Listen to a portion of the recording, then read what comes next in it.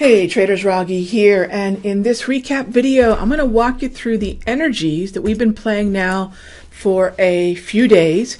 On Thursday we're having a quick Thanksgiving thank you member webinar, so for silver and gold members, and I'm going to be walking through the DPMR strategy and the volatility analysis tool that I use every day and how to get it for free. So very excited for that presentation again tomorrow, 8 a.m. to about 8:45, 9 a.m. Eastern. It will be recorded, so my members, check it out. Join me in the member webinar room. So what am I going to be talking about? How we took this trade in crude oil, heating oil, and in unleaded gas, which I need to add to this trio. So the idea here is to be able to take advantage of exhaustion levels, and I'm going to show you the crude oil trade right now. This was a propulsion validated overall uptrend pullback buy, but the pullback buy was identified by what's known as the daily price movement range, which is the typical price movement range that we can identify, we can use based upon historical tendencies for any number of markets. I do this in the Forex markets, I do this in the commodities markets, we can do this in the stock market. So I take the daily price movement range and I calculate what's known as a range extreme.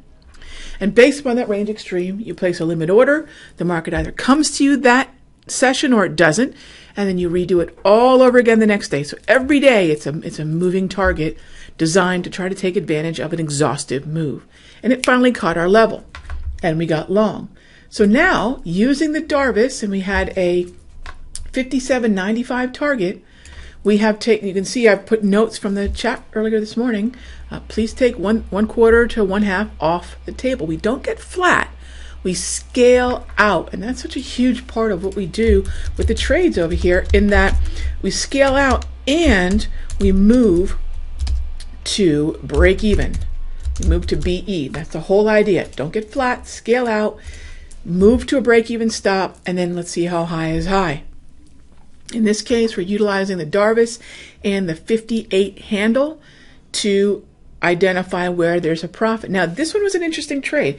Crude oil is approximately $2,450, $2,500 initial margin requirement. On this particular entry, every single one contract yielded a $2,100 gain.